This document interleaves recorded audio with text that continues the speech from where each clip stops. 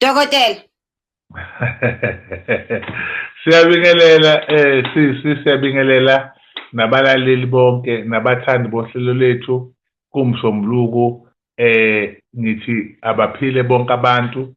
Ngiyafisa ukusho futhi ukuthi njengoba singena la namhlanje asikho kakhulu ekwelapheni futhi asikho ekukhulumeni ngezifo nangey'nkinga nangani nangani, kodwa sizokhuluma ngesintu ngemvelaphi yethu nangamagugu ethu.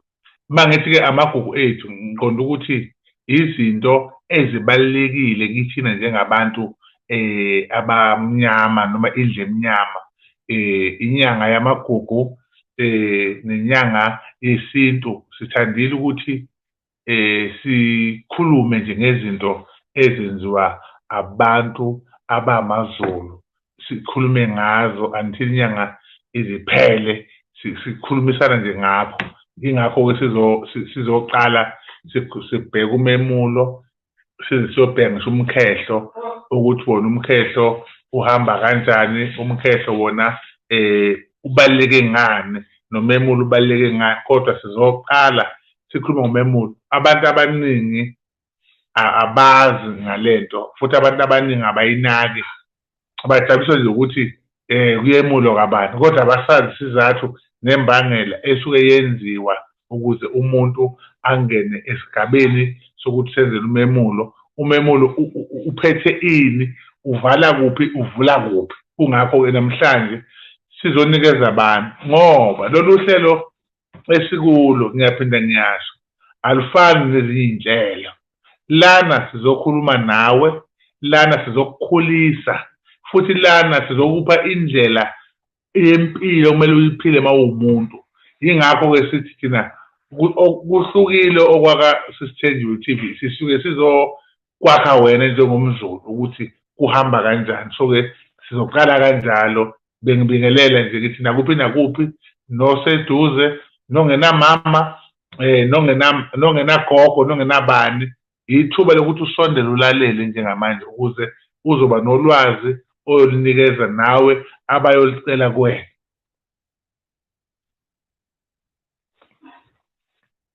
Hayi kwaze kwamnandi, yazi kumnandi la ekhaya, siyafunda sifunde iy'nto ey'ningi. Sinemibuzo-ke engicela nje sivive ngayo ukuze umuntu angakhali singathi next week sesikhuluma ngenye into bese kuyimani buza futhi ngomemulo. Dr. Mnguni siyabona lapha i-post, hhayi ayiseyinhle go, hhayi khuphuka Cwabe. Awu khuphuka Cwabe, siyakhuphuka manje, siyaphambili. It's a very nice background. Siyabonga kakhulu. Siyabonga kakhulu. Guys, if ningaka-subscribe ku-Dr. Mnguni, angazi nihlaleleni because ayikho i-video eyenzeka la engachazi noma phendule futhi imibuzo khona. So please ngicela ni-subscribe kwi-channel ya Dr. Mnguni. Dr. Mnguni, awusiqale nje usichazele ukuthi yini umemulo, wenziwa mekusuke kwenze njani? Mina ngazi noma i-21st noma umuntu wenza ngoba nakhe esuke ephunyelwe ibhonasi emsebenzini.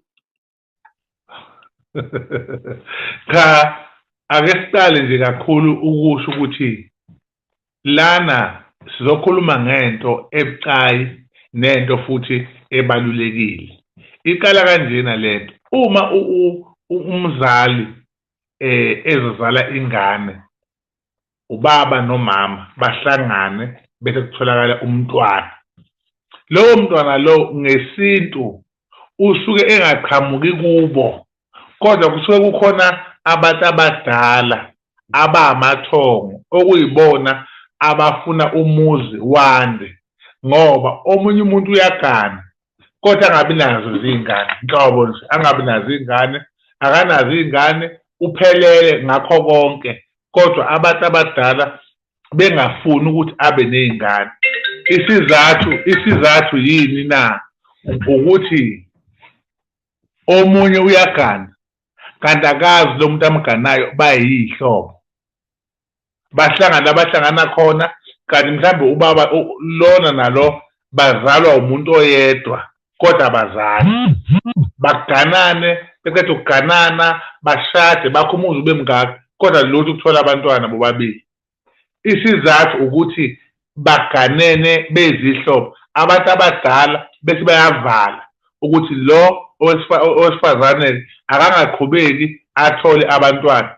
Omunye umeke wayithola ingane ivele ibe isidalwa nje, ibe isidalwa ngoba bayizala bayihlobo. Manje ngizothi uma singena ememulweni, umemulo kuchaza ukuthi umntwana uyakhuliswa, useyakhuliswa, bese kungena nasekuthenini uyabongwa ukuthi-ke ukhona umntwana la ekhaya. Lento yomemulo ayenzelwa amantombazane amawele kuphela, kodwa intombazane uma izozalwa phakathi kwekhaya iyenzelwa umemulo.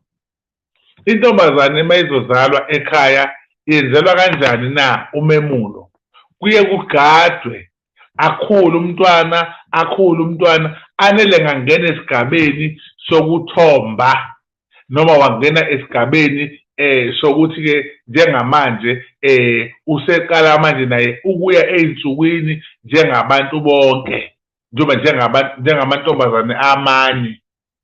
Uyathathwa lo mntwana lowo ayongeniswa endlini yangenhla, la khona avalelwa khona endlini, bese kuthathwa izingane ezingangaye noma iy'ngane ey'ncane ey'sezingeni lakhe ziyohlala naye endlini. Uma behlala lapha endlini bavalelwe, bese benzelwa ubulawo abazobusebenzisa ebusuku bokugeza amathunzi onke nawokususa le ndlela aseyiqalile, aphinde futhi lamathunzi amhlambulule ngoba usephila komunye umhlaba. Abantu abadala bathatha imbuzi-ke bese bemfaka ngembuzi endlini-ke njalo bamgcobise ibomvu.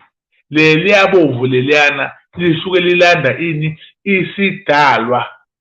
Ukhumbule ukuthi nomuntu othwasayo uye abhixe ibomvu, liyana ichaza ukuthi usuke landa ubudlozi bonke ukuthi busondele kuye, okuchaza futhi ukuthi nengane khathi ihlezi lapha endlini kuthiwa igonqile, isuke igcotshwa ibomvu, igcotshwa ibomvu ingaphumi phandle, ihlala endlini ngoba isingena komunye umhlaba, okuchaza ukuthi nomuntu uma ezozalwa uqala aqashe lapha kumama, aqashe lapha kumama. Uqasha kanjani na?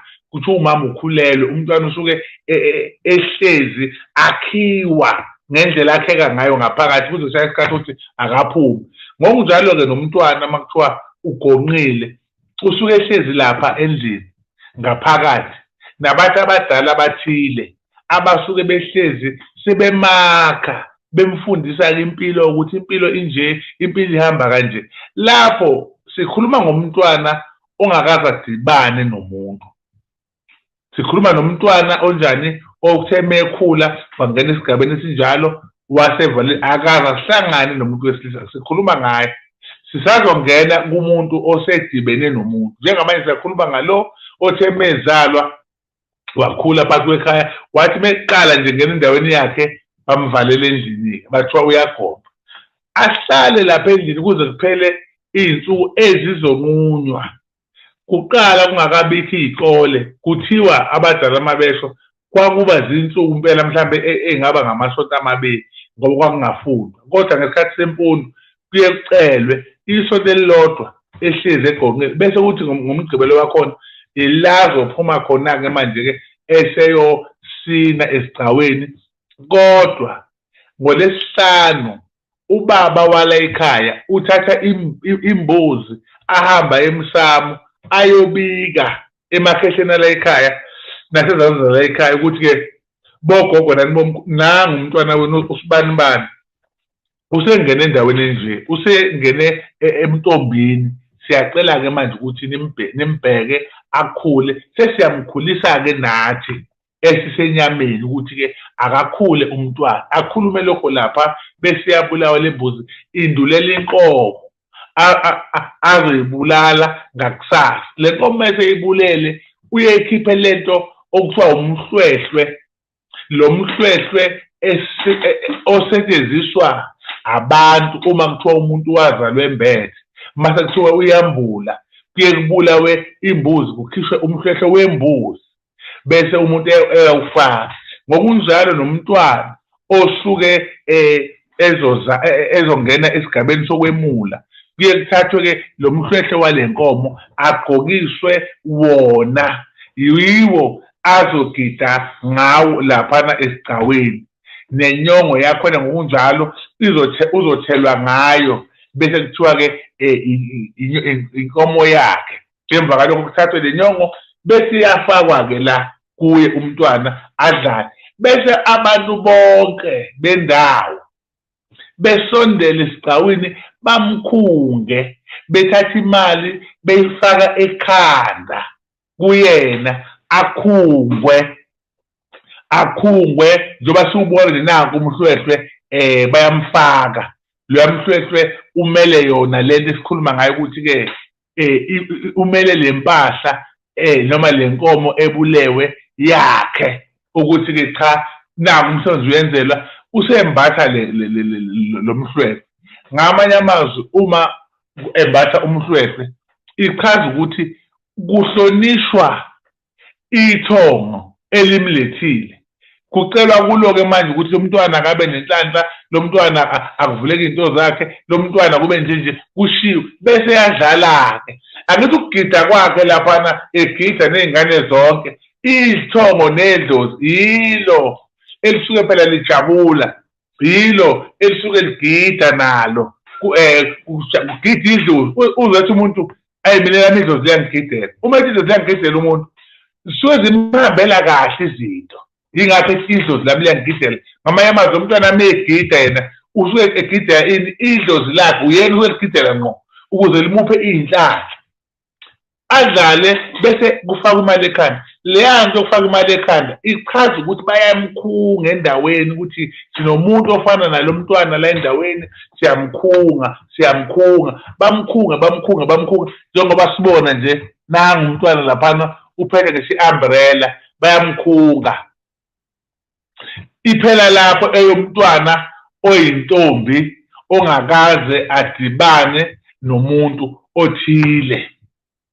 Okungukuthi njengoba sikhuluma ngayo namhlanje, abantu abaningi bayayazi ukuthi uma umntwana ekwenzelwa njalo, akekho umntwana owake wamuliswa noma wenzelwa umhlonyana, ngoba nomhlonyana nawo uyafana, awukhethile umhlonyana. Umhlonyana wenzelwa abantu okuthiwa abanawo amandla enkomo, ngoba noma ungawenza umhlonyana kodwa-ke usunesikweneti sokuthi kufanele wenze ngenkomo ngoba lento yenziwa ngenkomo.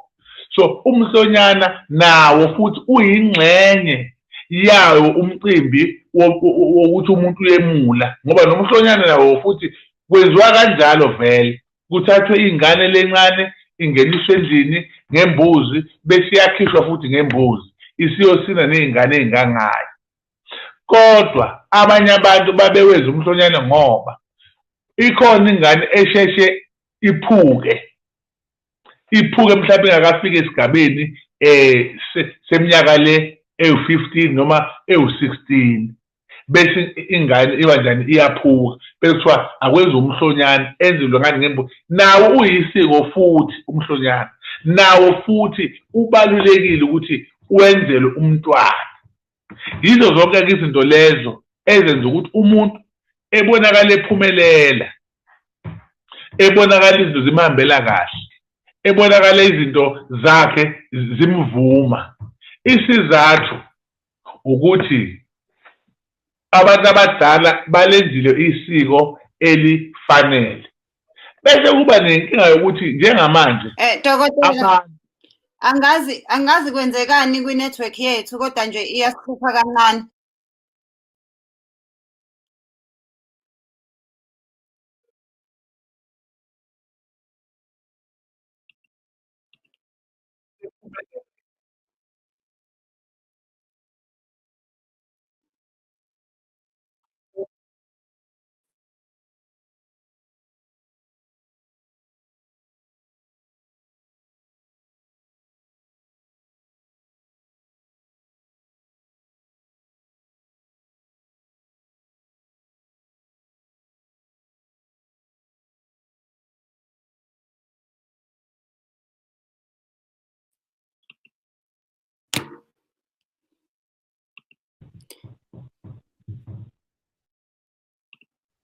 Yebo dokotela. Siyazwana manje. Hayi siyazwana manje. Siyazwana. Bengiselapha ekuthenini umhlonyana nawo uyingxenye enkulu ekukhuliseni umntwana. Kodwa bengisachaza ukuthi umhlonyana abanye babewenziswa ukuthi ikhona ingane emane iphuke ingakafiki eminyakeni elindelekile ukuphuka komuntu wesifazane. Imane iphuke ingane bese bevele bekuthatha imbuzi bethi cha akenzelwe umhlonyana ngoba nangu usheshe waphuka engakafiki kuleya ndawo. Okuwukuthi ke njengamanje sinenkinga yokuthi kunabazali abalinda umuntu ukuthi akaze abe neminyaka ewu-21 noma akaze aqede isikole kuyima enzelwa leli siko. Okungukuthi kuze kushiwo la ekhaya ukuthi uzokwenzelwa umemulo mhla waqeda isikole. Uzokwenzelwa umcimbi wakho mhla wahlanganisa iminyaka ewu-21. Okuyinto le esiyisitayela. Kanti ngokwesiko akunjalo. Yingakho sithi abantu abayilalele le nkulumo namhlanje ngoba kuney'ngane esezize zangena ekufudumaleleni igazi zaze zakhulelwa. Zingenzelwe noba zisabekelwe umthetho wokuthi azilinde kuze kushaye iminyaka ewu-20 ewu-21 noma hhayi akahlale aze aqede isikole. Isiko-ke alisho njalo. Lithi isiko uma umuntu eke waphuka kufunakala lowo muntu lowo enzelwe umemulo wokuthi-ke cha useyakhula manje. Njengamanje usengena esigabeni esimfanele bese enzelwe akubhekwa ukuthi uyoze aqede isikole, akubhekwa ukuthi uyoze no-21. Yiyo-ke lento eyenza ukuthi umuntu ethi useney'ngane ey'mbili noma ey'ntathu noma ey'ngaki aqaliswe phansi kuthiwa uyamuliswa ngoba leya nto ayenzekanga kusalinde ukuthi aze neminyaka ethile. Igcina manje lento isiyonakala naye eseqala ukubona impilo azabe nabantwana engenzelwanga isiko. Okungukuthi lento esikhuluma ngayo yayenziwa kudala. Umntwana uyahlala ugogo kusho wakhulisa ugogo wenzela isiko wenzelwa konke avele umntwana ugogo amnamathela umntwana abe yidlozi kuye. Bese ugogo ebamba lengane ukuthi into zayo zingaqhubeki zingayi phambili ngoba uyena ombhekile athi awakakhuli. Esabathe umntwana ufuna athole izinto zakhe ezinkulu abanjwe yidlozi ngoba akakakhuli. Ukukhulisa umntwana kumvulela ukuthi athole izinto ezinkulu zakhe impilo iqhubeke phambili. Manje uma uzomlindisa leminyaka elindwayo uzoba nenkinga. So kubalekile ukuthi olalele njengamanje uma amandla enawo akalenze ithuba lokuthi umntwana mengena eminyakeni yakhe waphuka amenzele isiko. Lokho kuyasiza. Bese ngizongena la ekuthenini abanye abantu batholakala sebenzelwa isiko lokuthi uyakhuliswa, omunye sewagana, omunye sewaba sendaweni yakhe noma emzini wakhe. Into edala lokho abazali. Omunye uyaba nenhlanhla afunda azaqeda isikole kodwa amandla kubazali wokumenzela lo msebenzi engabi khona. Hhayi ngoba bemzonda, hhayi ngoba kukhona isikhathi abasikalelile kodwa iwona amandla angekho. Bese uthola ukuthi uma usuyahamba kuyakhaleleka ukuthi hhayi khona awukhuliswanga, awenzelwanga isiko lokuthi ukhuliswe. Kungakho into zakho zingalungi.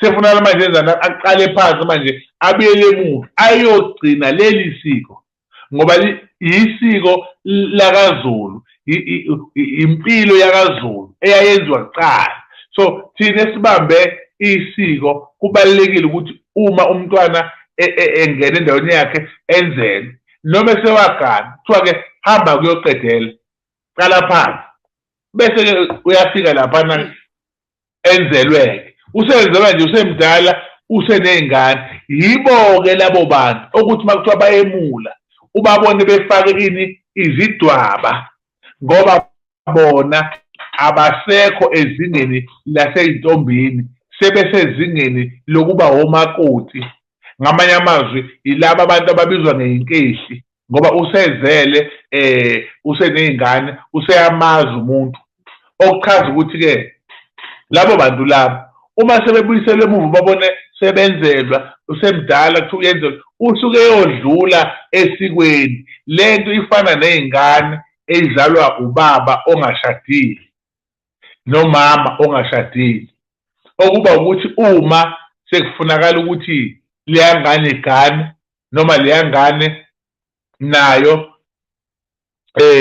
ishadele kuthiwa awukwazi ukushada wena uqobo ngoba ubaba wakho noma wakhe abashadile bese kufuneka qale phansi umntwana manje eyolungisela abazali bakhe eyonika abazali bakhe uhlelo lokuthi abashade nabo ukuze naye akwazi ukulungela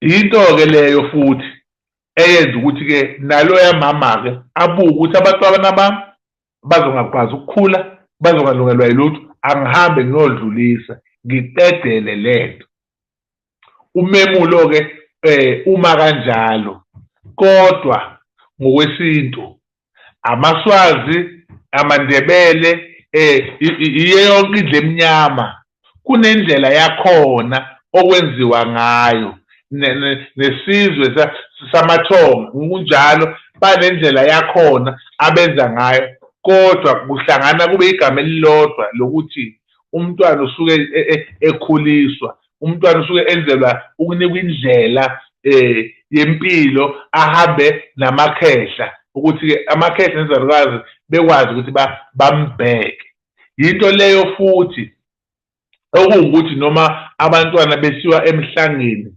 leyanto isuke igqugquzela lokho ukuthi umntwana usayigcinile yini umntwana usayiphethe kanjani isintu sithi umntwana uba intombi aze athole umntwana eseshadile yingakho ke kwenziwa isiko lokuthi uma umuntu ekwathola umntwana engakashadi kuthiwa kufunakala ingezamuzi kufunakala imbuzi ezogeza intombi ngoba lo useyithele ngehlazo ukuthi zonke lezi zingane ayilokhuzile aziyiphethe kahle kukhona incwadi kangayifunda ekhuluma ngomunye uthi lo mama ukuze angakwazi ukuqhubeka nokufunda wathi efunda uStandard 5 ubaba wakhe wambiza wamnika incwadi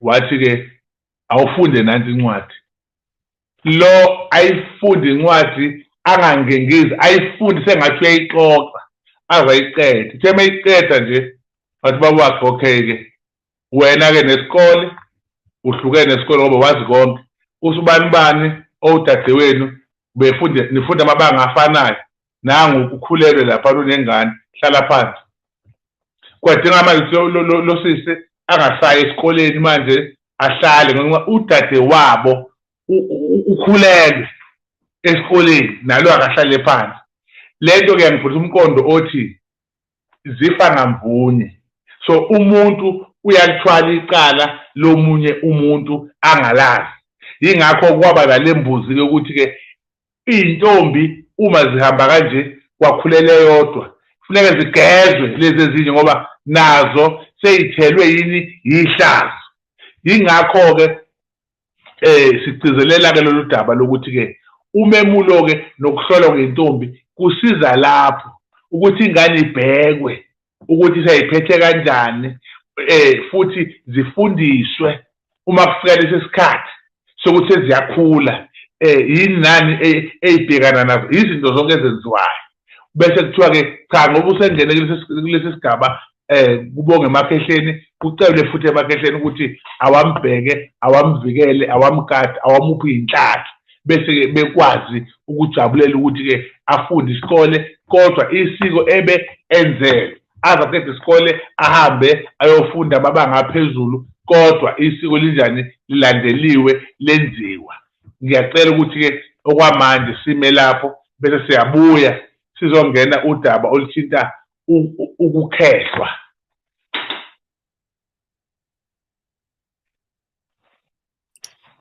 Hayi, siyabonga kakhulu dokotela, uchaze kahle kakhulu. Ngiyayibona imibuzo ikhona ingenile kodwa nami ngineyami imibuzo. Number 1, ake sikhulume ngomuntu ukuthi uyamula yini uma wakho mengazange amule. Uma umuntu wesifazane uyakwazi ukumula uma wakho engazange amule. Right. Lapho-ke uyamula uma wakho mengamulanga, kodwa ibuyela kule yanto-ke ebesiyichaza ukuthi kuze kuphokele ukuthi naye akamule kuze nani nimule, kodwa uyakwazi ukumula uma engamulanga yena. Kanjani na? Njengoba ungwakakhambule nje wena sisi, bese uma wakho abe ngwakadludla ezokuthola la kakhambule, bese abakakhambule-ke bethi-ke cha makoti sikulobolile wasitholela iy'ngane. Isiko lala ekhaya ileli, ngoba ungathola ukuthi isiko lalaphana kadludla la kuzalwa khona uma wakho, mhlawumbe bona basifake isiphandla, mhlawumbe bona bagcabe, kodwa mase ganela ekhaya kufakwa iphandle la ekhaya kuyagcatshwa. Sekuphoqa manje phela ukuthi adedele ingane ibe njani, yenziwe kwakubo ngoba naye wenza okwakubo. Yingakho kuthola ukuthi uma akamulisiwe, kodwa la ekhaya bethi hayi thina la ekhaya iy'ngane ziyamula, bese kufuneka enze njani-ke adede ingane ikwazi ukwenzelwa. Ngaleso sizathu sokushintsha isibongo nesokuthi umakoti ezogana ngokwesintu uhlala ngaphandle aphucwe izinwele ziphucwe, bese ngena la ekhaya esephuce izinwele zihlumele la ekhaya, akasophinda gunde. Okuchaza ukuthi-ke isiko lakubo nempilo yakubo isuke isibulawa. Usezoqala impilo yakulo muzi nesibongo sakubo sesiyabulawa, sezoqala isibongo sakulo muzi. Impendulo ithi-ke uyakwazi umntwana ukwenzelwa lokho. Uma uzalelwe ekhaya uyakwazi ukuthi umule noma kumula abazalelwe emshadweni kuphela? Uma uzalelwe ekhaya uyamula, kodwa awumuliswa abantu bakini. Kufunakala kube omalume abazokwenzela lelo siko ngokwesibongo sakini.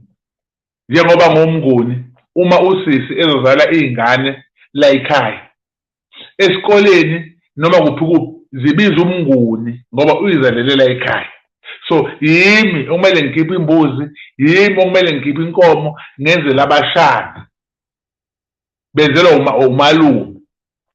Leyo nto leyo iqala lapho ukuthi mase kufika iy'nkomo zalaba abashana abasakwazi abakubo ukungena, ngoba phela yimina engibhekela abashana. Kufuneka mase kufika iy'nkomo zalabashana ziqhubeke nami ngize ngiqede, ngisuke lapho ngimkhipha ayoshada.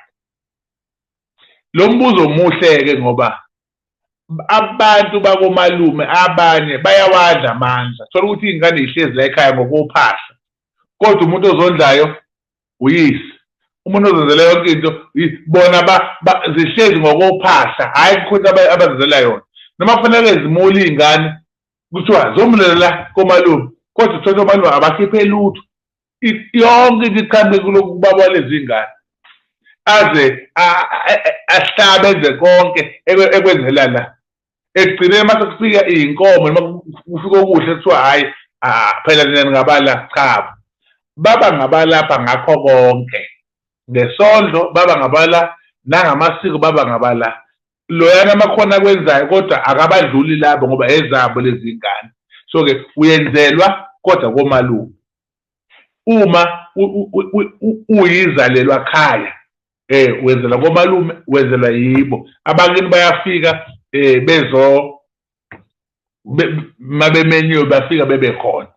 Yingakho uma uzalele emshadweni unele kwathiwa wenzelwa lo mcimbi bese uyahamba uya komalume uyolanda ini uyolanda umkhonto. Lo yamkhonto sukulande komalume okuyiwona ogwaza ngawo kuchaza itho la komalume wakho ukuthi nalo likhona ngoba ubaba wakho noma wakho behlangana kuhlangana abasekhaya komama nabaki. Ingakho umlandelo yamkhonto ubuye ke manje uzogwaza ngawo okukhombisayo ukuthi ke cha nethonga la kamalume likhona. Abanye bawulanda emzini ngoba omunye uyenzela umemulo kanti useyingoduso thize, useyingoduso yomuzi othile. Futhi nedlozi lalapha kufuneka libe khona phela ngoba kwaphuma iy'nkomo ukwazi wakho ubuhlobo obuhle. Bese kuthiwa ke cha ngoba simenzela kanje akuphuma iy'ntombi zihambe-ke ziyolanda umkhonto okuyiwona-ke azogwaza ngawo. Lokho kusuke kuhlanganiswa ini ubudlozi okuchaza ukuthi nomkhwenyana uma ingane isihlezi lapha bayeza bese bezofaka imali bamthengele iy'mpahla-ke bese bayamkhunga. Ilokho. Ngiyakwazi ukuthi ngiyimulise ngemali yami. Mekuwukuthi ngiyakuthanda ukumula akekho okukhulumayo ekhaya bese ngiyababiza ngithi hayi malume gogo ma mina ngifuna ukumula nginayo imali ngicela sibeke usuku ngizokhokhela yonke into. Uma izoba kanjalo ayizwakali kahle kwabalele futhi ayibusiseki, ayibi naso isibusiso. Kodwa uma mhlawumbe kuwukuthi niyayikhuluma bese kuba ukuthi mhlawumbe bakhipha inkomo okuyiyona ozokwenzelwa ngayo, usungalekelela-ke nawe kodwa inkomo bona bayikhiphe. Omunye umuntu noma abanye abantu baye bethathe mhlawumbe imali athi ngiyanipha bese bona bethatha leyo mali abaphe yona bese bayayilokhuzana bayathenga ngayo okuthile ukuthi-ke nayo impahla esekumulisa ngayo uzobe selekelela yena. Kungabi ukuthi umsebenzi usuka phansi wonke, hhayi awubusiseki ngoba leya nto kufunakala yenziwe ngalesi khathi wena useneminyaka elako 14, 15. Ngeke kulunge uma uzenzela konke. Okungcono ungabapha mhlawumbe bese bethenga okuthile bese uyalekelela-ke ngoba phela nawe uthanda into yakho ibenhle ngekugoqa izandla nje ukuthi hhayi abenze. Cha, manje unawo uphiwe nawe usuyalekelela uthenge okuthengayo umcimbi wakho ube sezingeni elihle nabantu babemile bakwazi ukuthi banele bajabule. Mekuwukuthi ekhaya bathi bafuna ukukumulisa kanti wena uyazi ukuthi hayi sekonakele ukhona osedlale ukhona umshini osungene wabugunda utshani la kuwena. Uyakwazi ukubachazela ekhaya noma uyayithulela nje uqhubeke umule ungabatsheli ukuthi hayi sekonakele khona oselulumile i-aphula lase-Eden. Angithi-ke lapha emhlangeni njengomuntu olandela kakhulu izinto ngiye ngiyinike isineke sokubuka ukuthi lokhu kwenzelani. Uyabona lento yokuthi iy'ngane ziphathe umhlanga, hhayi ngoba umhlanga zisuke ziwuphatha nje ngoba kuwumdlalo, kodwa iy'ngane uma yiphatha umhlanga kusuke kuyindlela yokubamba ukuthi basaphelele yini. Uma bengaphelele umhlanga umane uphuke kubonakala ukuthi hhayi khona okushaya amanzi. Nalana-ke ekhaya uma kuthiwa kanti ufihlile ukuthi awusaphelele, ngakithi la engizalwa khona kunokudla okuthiwa imbumba. Abanye bathi izangoma sezadla imbumbe, mhlawumbe igama nje elijwayelekile. Kunembumbe zasebusika eziba ncane umnumzane ngakithi oney'ngane zamantombazane uyayivuna imbumba bese eyibeka le mbumba athule. Ngalesi sikhathi sekuthiwa usuwenzelwa lo msebenzi njengoba belala lapha isonto lonke sekusuka ugogo omdala othize apheke le mbumba bese uyaphakela uyidle. Kuzozwakala ekuseni ukuthi usaphelele noma uphelele ngoba le mbumba ngendlela ozoyidla ngayo uma ungasentombi ngeke ulale isisi. Akufakwe muthi imbumbe ngokwesiko la ngapha ngakithi ngeke uzulale kuyothi ekuseni nje ukuthi angilele ngiyafa isisu siyangikhipha ile mbumba. Manje ke uma umkhwenyana ezofika kanti behlala eGoli kanti ubuye wathola ilumbu uma efika ukalalele sewagogo endlini yangenhle engakayi kumakoti bese ethelela lento kuthiwa yimbumbe bese ke uyayidla ngeke azalale naye futhi uma kuthi khonto abuye naye ubona ukuthi khonto abuye nayo lo akangaqala adibana nomakoti wakhe indlela okwenziwa ngayo.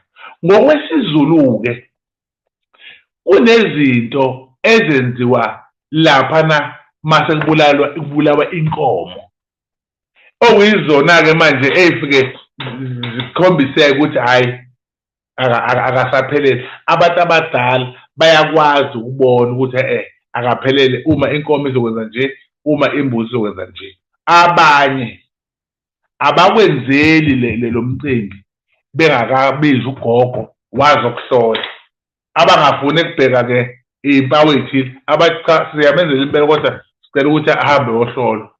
Yingakho phela sekukhona lento yokugwazela laba bantu abenza iy'ngane. Ingane ifike kanti uma wayo uzobe ahambe ayonika loya gogo ukuthi yeyi ubaba wakhona uzombulala, kuzophela yonke lento esizokwenziwa. Vele ujwena uphelele usagcwele. So into leyo eyenziwe ukuthi kubhekakala ukuthi ngampela usa-right yini. So iyona ndlela leyo eyenza ukuthi ke abantu bakwazi ukuthi ke ethi umntwana engena kodwa engene kwaziwa ukuthi ukuliphi izinga noma ukusiphi isimo. Abanye-ke sisi njengoba ubuza kanjalo abasakubheki lokho, abanye abasenandaba nalokho. Into esebenza nje ethi umuntu ngenza isiko mina ngiyamkhulisa, akabe sabheka ukuthi ke kazi usaphelele noma akaphelele. Okungukuthi kahle kahle njengoba sikhuluma ngalento kuyindlela yokucacisela abantu ukuthi umemulo awudingi ukuthi umntwana abe no-21 kodwa udinga ukuthi uma eke wangena endaweni yakhe kube khona enzelwa khona. Abanye baqala ngokumenzela umhlonyane ngey'mbuzi bese belinda amandla. Abanye bathi hayi okukhulu-ke sizomenzela uma mhlawumbe seqeda isikole, kodwa kukhona abekwenzile. Hhayi ukuthula nje kuthiwa hhayi siyolinda uyoze abe neminyaka emingaka noma uyoze aqeda isikole kuyima kukhona esimenzela khona.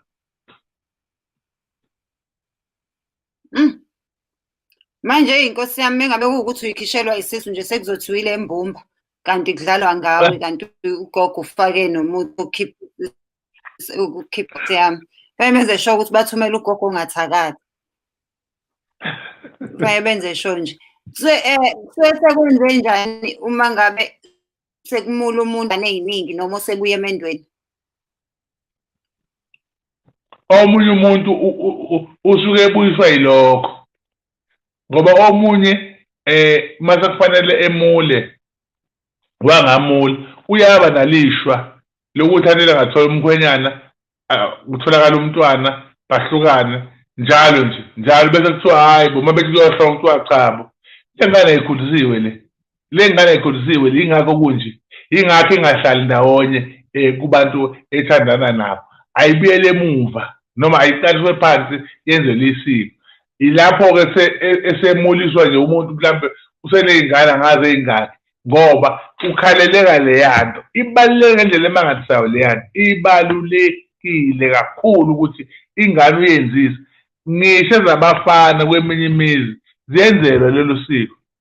kuthiwa ezabafana impela kuthiwa cha bayakhuliswa namhlanje benzelwe isiko njalo njalo, ikakhulukazi uma kuthiwa bazelwe bayamawele bayenzelwa lolo siko lolo, yinto ebaluleke kakhulu. Dr. Mnguni uthe amawele awamuliswa, amawele entombazane, ngabe yisiphi isidingo salokho? Ngizwe kahle impela muthi amawele awamuliswa, noma imina engizwe wrong? Ngithi mina akusiwona wodwa amawele amuliswayo. Ngoba abanye abantu bazi ukuthi lento futhi kwenzela abantu abamawele ukuthi baqale benzelwe ngembuzi bese benzelwa nangenkomo. Umuntu ozalwe intombazane yedwa akenzelwa, cha, bengilungisa lapho ukuthi akusiwona wodwa amawele. Wonke nje umuntu ongowesifazane uma esengena kulo mhlaba ukuthi useyintombi, usezoya ey'nsukwini zakhe, akasekho ebunganeni, kubalulekile ukuthi enzelwe lelo siko lelo. Mekuwukuthi anisanabo abazali, uyakwazi ukuthi oyedwa hlampe kubalami bakho athi yena hayi dadewethu ngizokumulisa, noma wena uthi hayi dadewethu ngizokumulisa noma ngizokwenzela umhlonyana, mekuwukuthi abazali abasekho? Kuyenziwa sisi lokho kakhulu, kuyenziwa nje, kubalulekile futhi nawe osukumenzela kukhona isibusiso sitholayo kubantu abadala ngoba yinto le engabe yenziwa yibo, kubalulekile kakhulu. Uthi uSean Gumede, what if ubaba wengane usashona? Mawukuthi ubaba wengane washona, uyakwazi asibane nalabo abaphikiwe, nalabo abashonelwa ubaba bengane, uyakwazi ukuthi ummulise umntwana wakho mekuwukuthi washonelwa ubaba? Vele sibheke ukuthi washona kuphi. Omunye uyashona ubaba kanti bengakashadi, uyakwazi ukumenzela wena uhlangene nabakini. Kodwa uma ashona ubaba kanti bese nishadile, uyakwazi ukumenzela kodwa kubo, ngoba lento yomemulo iyafana nesikhwama sokwelapha ukuthi ulapha ngaliphi idlozi,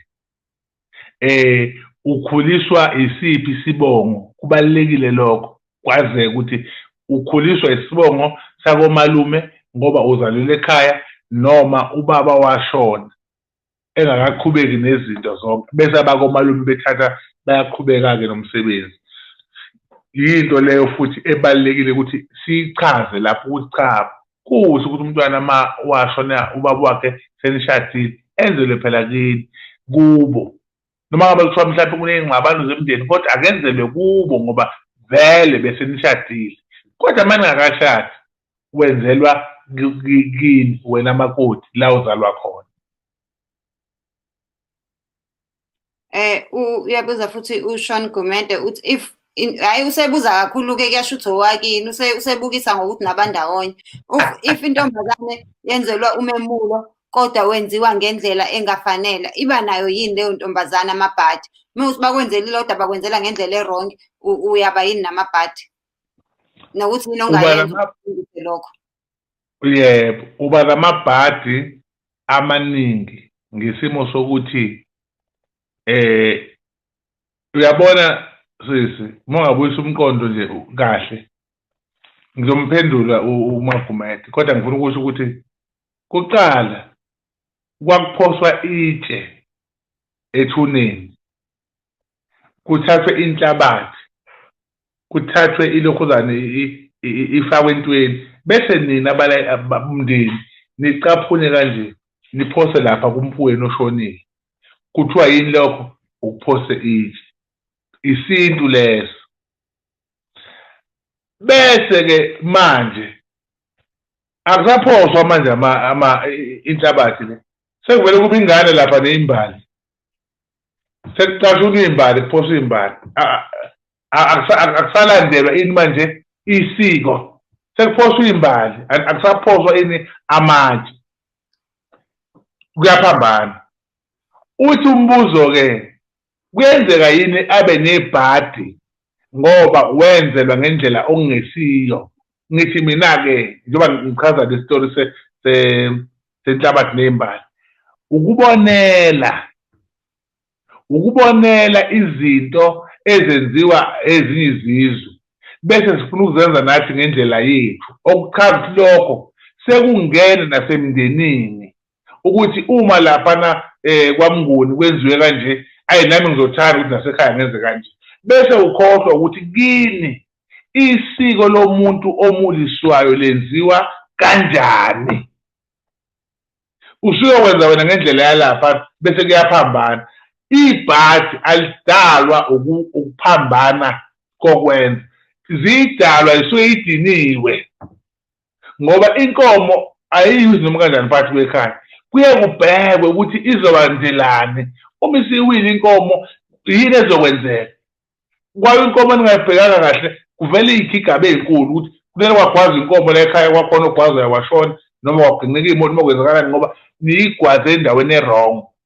Yingakho uba namabhadi ngoba uphambanise isintu, waphambanisa nendlela abantu bakini abenza ngayo. Ngizokwashisa kulolu hlelo ukuthi cha, musu ukubonela izinto ey'fana nokuthi laphana ngibone benza kanje nathi sezicha, yenza okwakini wena indlela okwakwenziwa ngayo kini ukuze izinto zakho zikhanye nabantu sukubenzela bekwazi ukubusa bese beletha isibusiso kuwe wena owenzelwayo nawe futhi owenzile.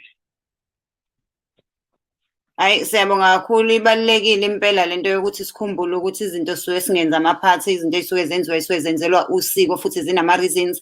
Ikhona-ke ukuthi unlike abelungu ababhalayo nabachazayo, thina siye sitshelwe nje ukuthi hayi ingane ayikwenza ukuthi, hayi umuntu wesifazane akakwenza ukuthi, kodwa singatshela ukuthi ngobani. I think that's also part of izathu ezenza ukuthi abantu bakwazi ukusheshe bayiyeke kalula into. Ngakho-ke nje ngeke nginitshele ukuthi ngcwabani ngomfekayi funeral services ngoba ngeke anivumele nenze lelo phutha lokuthi nijomba amasiko nithi nincwabile kuze kuthiwe hayi nangcwaba kodwa nangcwaba wrong anilifakanga itshe, ngoba mina ngazisho ukuthi ngisho ngathiwa kungcwatshwa ekhaya awukho phesheya uyalindwa na uzofaka itshe mhla wabuya, ngisho sejele mhla ibuya ejele uyayiswa emathuneni ayophosa itshe. So wena kongeke uliphosa itshe uvele usemathuneni. Hayi yabona lento zokukopela, hey kanti abelungu-ke bona bayaliphosa itshe. Nganixoxela ngelinye ilanga abanye bahlala nabo abazali babo imlotha yabo la ey'ndlini, wena uyofika ucabanga ukuthi i-container yama-Pringles kanti ugogo wala ekhaya. So ufanele sihloniphe usiko, sizazi izinto ezizenzayo. Uma ngabe kuwukuthi wantshontshelwa inyongo khathi wemula, uyakwazi ukuyilungisa leyo nto ngale kokuthi uqale phansi umule futhi? Hey, umbuzo ocishe wasala Nkosi yami ukuthi inkomo njengoba siyibona ihamba ingaka, inyongo ebalulekile kuyo. Ngokunjalo nomuntu, inyongo ebalulekile kumuntu. Uma umuntu ekwaphoseka emfuleni akabuyi, akabonakali, ucingwa kodwa mhla kwaqhuma inyongo uyavela ngoba kuthiwa usuke selula, yaqhuma nje inyongo uyavela. Nenkomo ngokunjalo uma emsamo ibikwa, inyongo esuke ibikwa kule nkomo. Manje uma kuthiwa kwenza umsebenzi ekhaya kwatshontshwa inyongo, bedile ngoba sebezophendula le nkomo-ke manje le ukuthi hhayi kahle kahle inti la sifuna kwenze ukuthi naye inyongo kube nje zibhede izinto. So nomntwana uma ezomula ngobudedengu obuthile kuntshontshalale inyongo yakhe ebeyifakile, lo mntwana lowo akalungelwa yilutho. Kufuneka kuze kuvalwe leya nto, ivaleka kanzima ngoba loya msebenzi usuke ufana nomsebenzi okuvele nje kwathathwa imali, kwathathwa isiko, kwathathwa intanta yakhe yonke kwayovalelwa endaweni emnyama. Yingakho kufunakala ukuthi abazali uma besaphila bayishweleze leyo nto, mhlambe beyenze ilokhuzana inkomo ukuthi hhayi akuhambanga kahle. Bese kuzoba yilento yokuthi umuntu omunye uye abe nayo inkinga ukuthi kufuneka amulele udade wabo othile mhlawumbe owashona, enzele umemulo kube sengathi hhayi uyena osinayo, kanti cha bo wenzela udade wabo owashona. ngoba lento yokwemula iyafana nefa.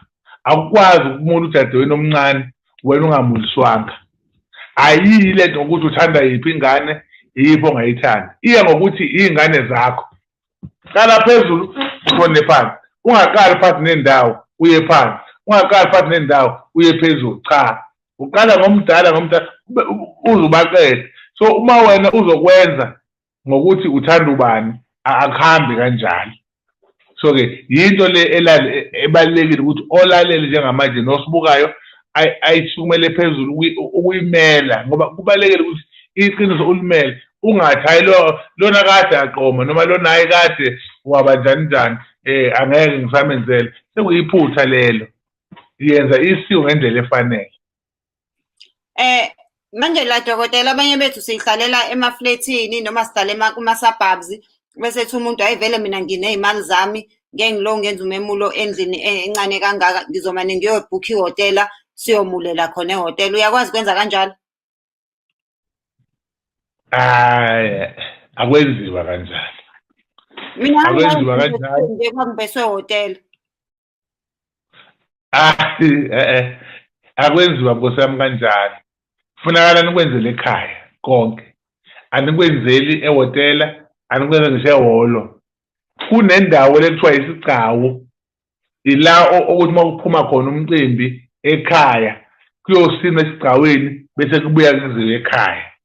Manje ngeke ehhotela ngoba kwakuthiwa isigcawu nje babethu abantu abadala ngoba bazi ukuthi yini okufunakala yenzeke esigcaweni, ngoba lapha kuyagiywa, lapha kuyagqozwa, lapha kwenziwa yonke into. Okuchaza ukuthi-ke laphana ehhotela hayi angikaze ngizwe ukuthi iyaphasa kanjalo.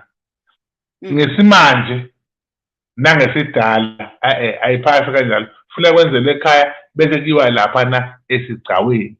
Umshado lo omhlophe wengubo emhlophe olunga lapho ngoba usuke ungayishiselwe impepho, usuke nje kuwukuthi kufana nephathi.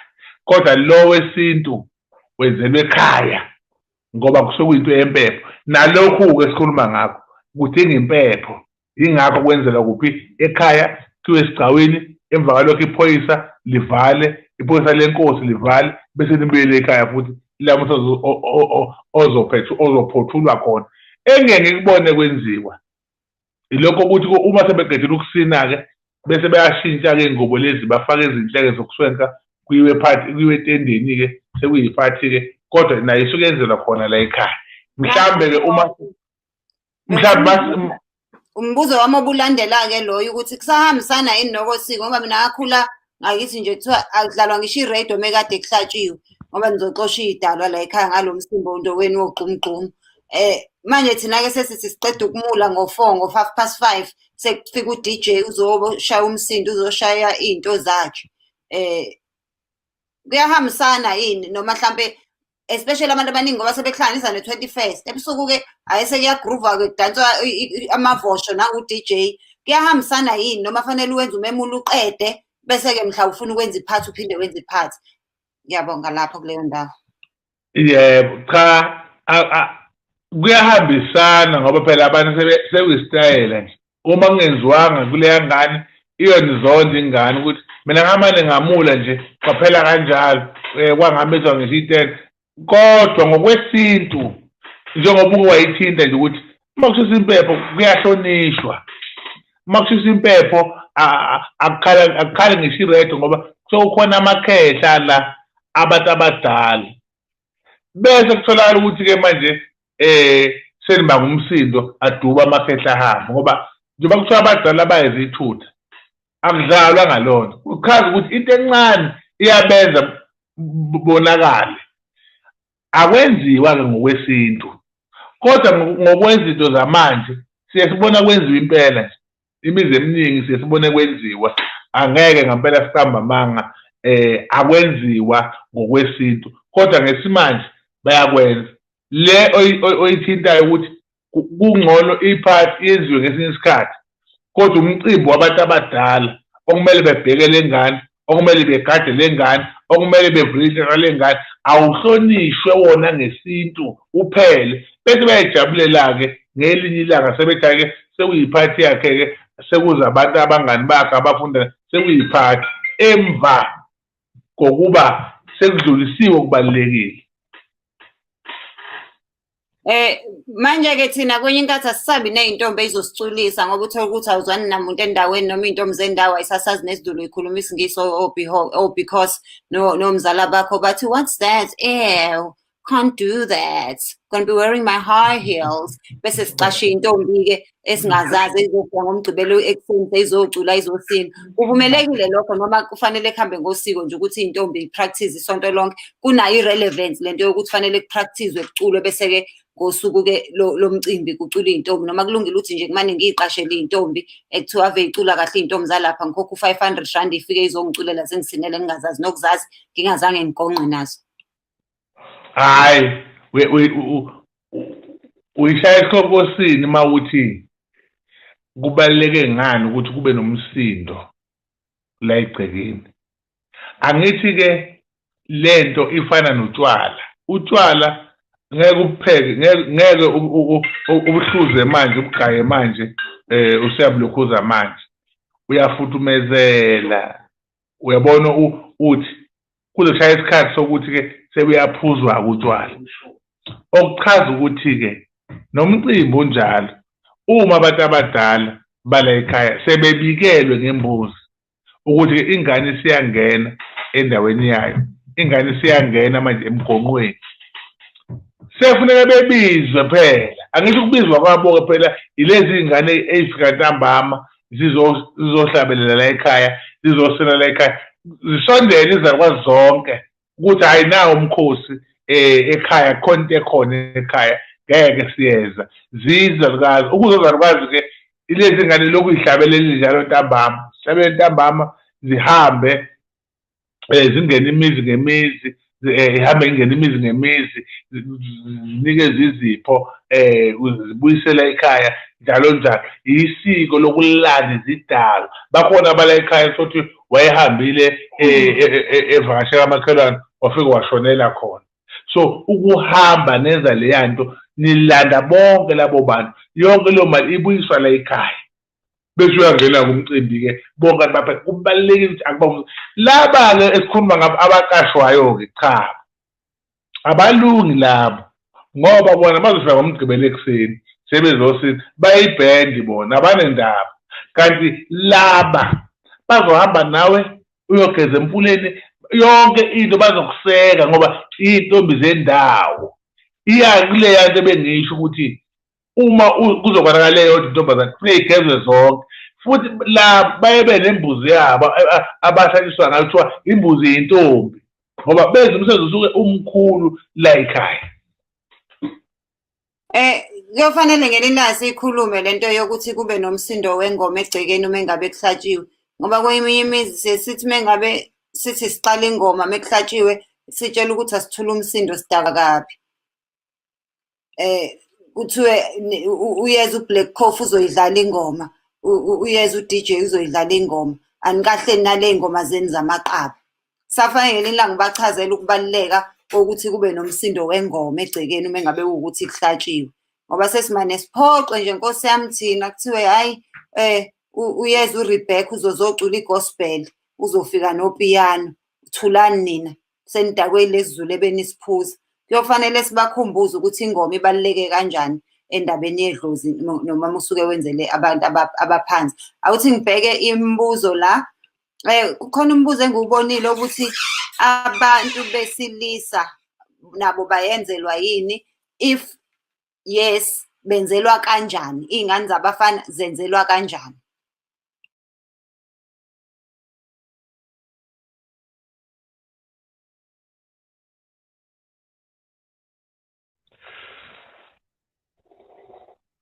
Umehluko ukuthi laba besifazana usuke ezokwenza lokho ngoba kade kuzofunakala ukuthi aqala gonqe enze yonke into kodwa umfana benzelwa ngenkomo abafana makuthiwa bayakhuliswa akujwayelekile-ke ebafaneni ukuthi mhlambe enzelwe eyedwa imvamisa kuthiwa bayabongwa iyona ndlela-ke leyo abasuke bezokhuliswa ngayo ekuthenini babongwe kodwa uma bengamawele cha bayama nje njengamantombazane onke basine kuphela bawufaki umhlwehlwe bafaka into kuthiwa umnqwambo isikhumba lesi senkomo siyasikwa benqanjiswe ngaso njengoba suka ubona umnqwambo wembuzi bayakhona ukuthi-ke basineke beqede lapho bese balokhuzana. Dokotela ngiyazi ukuthi isikhathi sesiphelile fanele uyokhozini njengamanje kodwa ngiyazi futhi ukuthi uzosenzela ividiyo uphinde usiqhubekele. Ngiyacela ukuthi sibuye kusasa sizoyiqedela le ndaba ngoba asibange sisafika nakumhlonyane. Ngicela sibuye kusasa ngo-9 sizoqedela imibuzo bese siya kumhlonyana. So guys sizohlangana kusasa ngo-9 njengamanje siyathutha siyolalela Ukhozi FM.